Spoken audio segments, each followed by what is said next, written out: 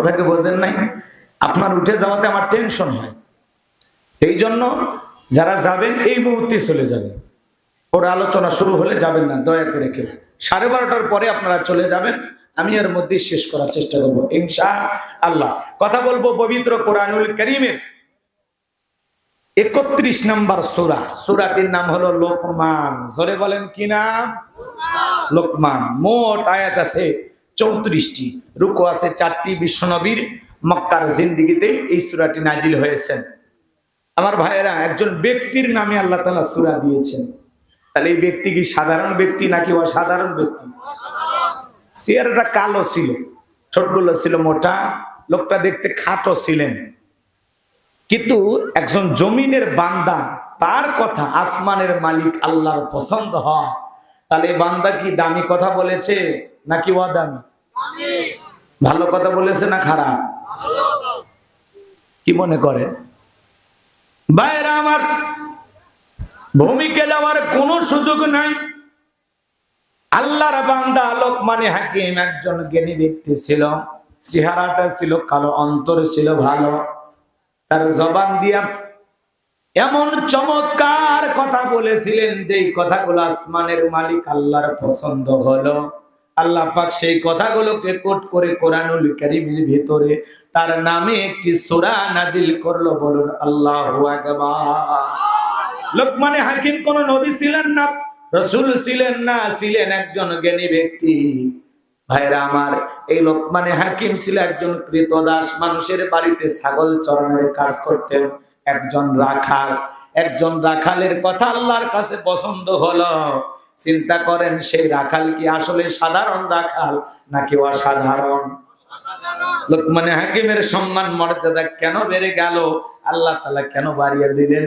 এর পিছনে কারণ আছে না? না আমার ভাইয়েরা, গভীর মনোযোগ দিয়ে কথাগুলো শোনাবেন। এই পৃথিবীর জমিনে আল্লাহ রাব্বুল আলামিন অনেক মানুষকে পাঠান। কিছু কিছু মানুষ আল্লাহ তাআলা তাদেরকে চেহারার দিক দিয়ে সৌন্দর্য না দান করলেও ওই মানুষগুলো ঈমান আমলের দিক দিয়ে বড় সুন্দর।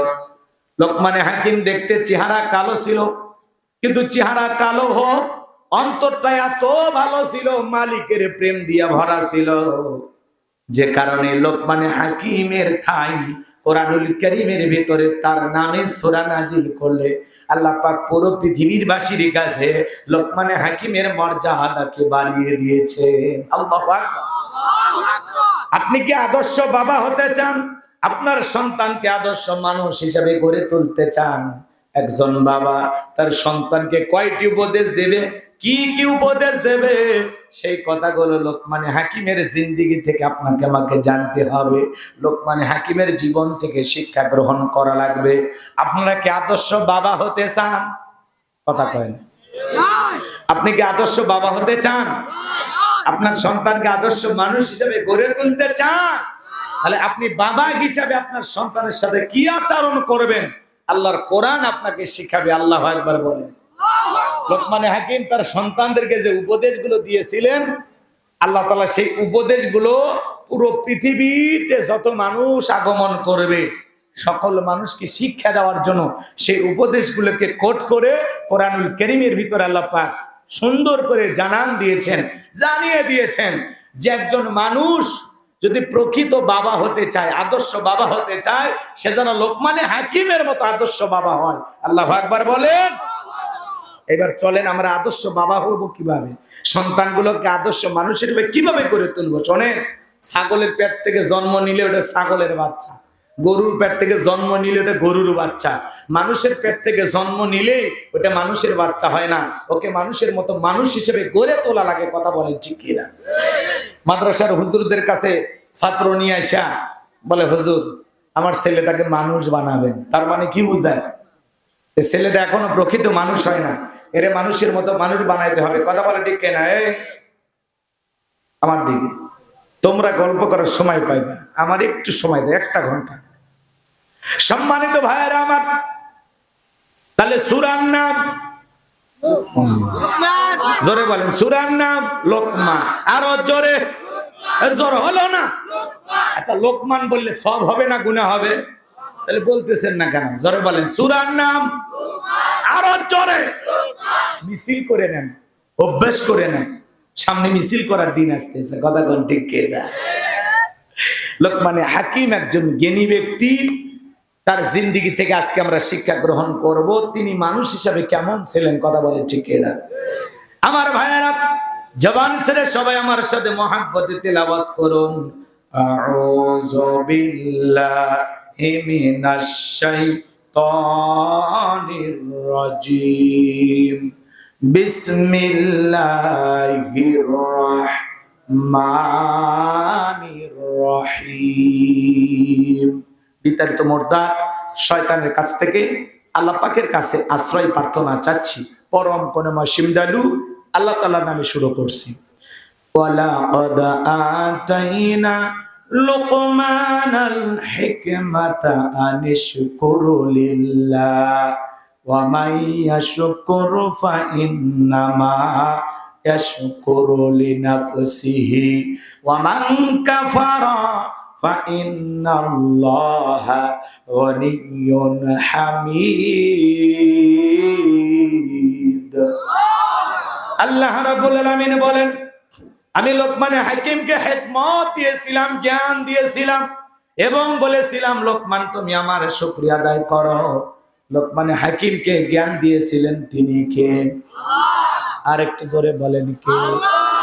লোকমানে হাকিম ইলম আর জ্ঞান পাওয়ার পরে শুকরিয়া আদায় করেছিলেন কার? আমার আল্লাহ রাব্বুল আলামিন বলেন, যারা শুকরিয়া আদায় করে সে তার নিজের জন্য আদায় করে, আর যারা শুকরিয়া আদায় করে না তাদের জেনে রাখা উচিত আমি আল্লাহ অমুখাপেক্ষী, আমি আল্লাহ নিজেই প্রশংসিত। বলুন সুবহানাল্লাহ।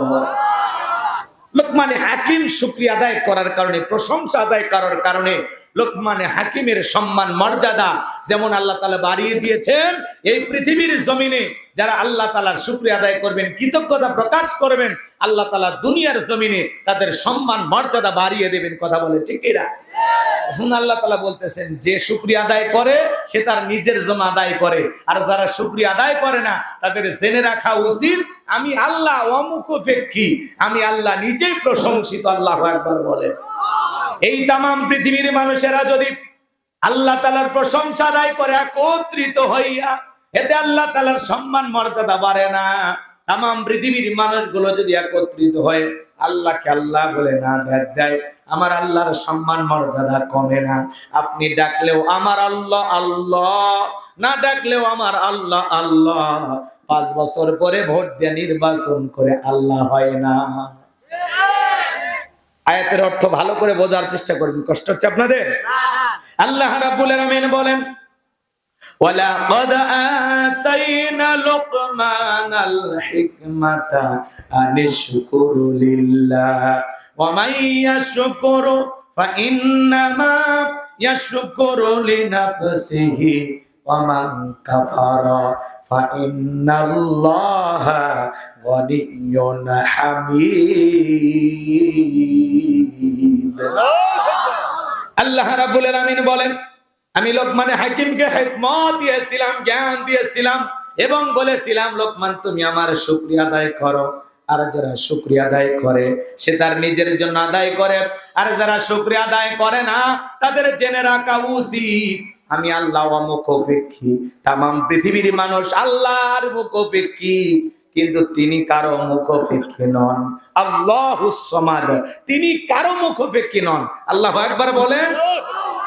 কেন আল্লাহর প্রশংসা আদায় করবেন না? কেন আল্লাহর কৃতজ্ঞতা প্রকাশ করবেন না? কেন আল্লাহর শুকরিয়া আদায় করবেন না? পা থেকে মাথা পর্যন্ত পুরোটা দেহের ভিতরে কোটি কোটি টাকার সম্পদ দিয়েছেন কে? আপনার আমার মতো মানুষ এই পৃথিবীর জমিনে অনেক আছে যার 2টা পা নাই, 2টা চক্ষু নাই, তার চাইতে কি আল্লাহ তাআলা আপনাকে আমাকে ভালো রাখে নাই?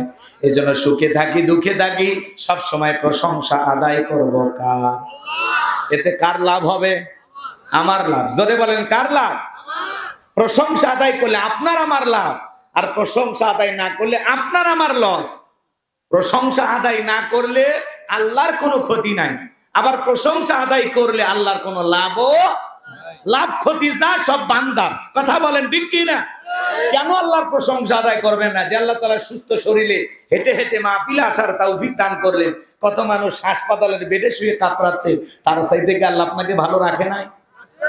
পারস্যের কবি শেখ সাদী রহমতুল্লাহ আলাইহি বলতেছেন, তার পায়ে জুতা নাই, মনটা বড় খারাপ।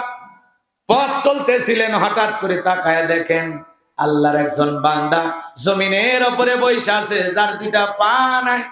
মুহূর্তের মধ্যে সিজদায় লুটিয়ে বললেন, আর চোখের পানি ছেড়ে দিয়ে কাঁদেন আর ডেকে বলেন, আল্লাহ আমার পায়ে জুতা না, আমি মন খারাপ করেছি, কিন্তু এই দুনিয়ার জমিনে তোমার এমনও বান্দা আছে যার দুইটা পাই নাই, তার চাইতে আমারে তুমি ভালো রেখেছো।